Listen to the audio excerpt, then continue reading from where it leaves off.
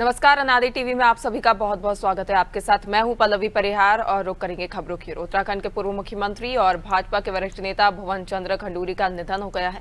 91 वर्षीय major general सेवानिवृत्त भुवन चंद्र खंडूरी लंबे समय से बीमार चल रहे थे और देहरादून के एक निजी अस्पताल में उन्होंने अंतिम सांसें ली। उनके निधन की खबर मिलते ही प्रदेश भर में शोक की लहर फैल गई है और विधानसभा अध्यक्ष ऋतु खंडूरी भूषण, कैबिनेट मंत्री सतपाल महाराज और कांग्रेस प्रदेश अध्यक्ष गणेश गोदियाल ने उनके निधन पर दुख जताया है।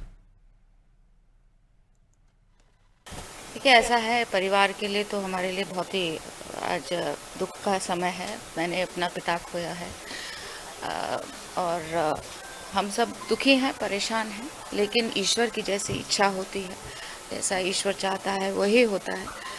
लेकिन एक पिता के तौर पर मैंने जो उनसे सीखा है, देखा है, जिस तरह से देश की सेवा में वो लगातार लगे रहे, 3 लड़ाइयाँ उन्होंने लड़ी, वही संस्कार हम दोनों बच्चों को उन्होंने वही संस्कार दिए कि देश के लिए ही जीना है, देश के लिए ही मरना है।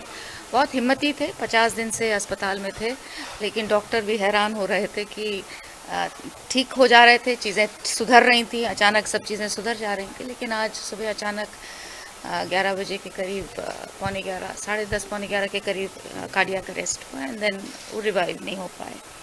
So it's a sad day. परिवार के लिए तो आज बहुत दुख का दिन है। तो निश्चित रूप में ये बहुत दुखदायी खबर है, बहुत कष्टप्रद खबर है। पूरे उत्तराखंड में ही नहीं बल्कि देश के हर उस कोने में, जिन कोनों में भुवन चंद्र खंडूरी जी को उनके कामों के आधार पर जाना जाता है, वहाँ उन सब इलाकों के लोग आज बहुत दुखी हुए।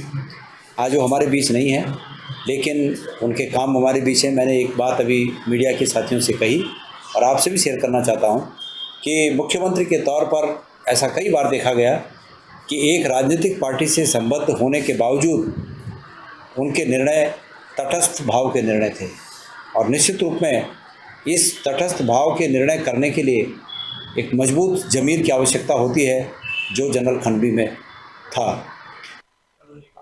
मैं खंडूरी जी के निधन पर बहुत दुख हो रहा है और मैं उन्हें शोक श्रद्धांजलि अर्पित करता हूं और भगवान से प्रार्थना करता हूं कि उनकी आत्मा को शांति मिले और भगवान अपने श्री चरणों में उन्हें स्थान दें। वो हमारे बड़े सहयोगी रहे हैं और उनका जो नेतृत्व रहा उत्तराखंड के लिए, विशेषकर पूरे पहाड़ के लिए, बड़ा एग्जेम्पलरी था और बड़ा आदर्शवादी था और काफ़ी विकास के काम उनके क्षेत्र में हुए हैं और उनकी मैं समझता हूं कि जो कंट्रीब्यूशन है वो भुलाया नहीं जा सकता है और बड़े प्रेरणा स्रोत थे और निश्चित रूप में उनका जो अभाव हमें खटकता रहेगा। तो इस समय भगवान से प्रार्थना करते हुए कि उनकी आत्मा को शांति मिले, मैं श्रद्धांजलि अर्पित करता हूँ।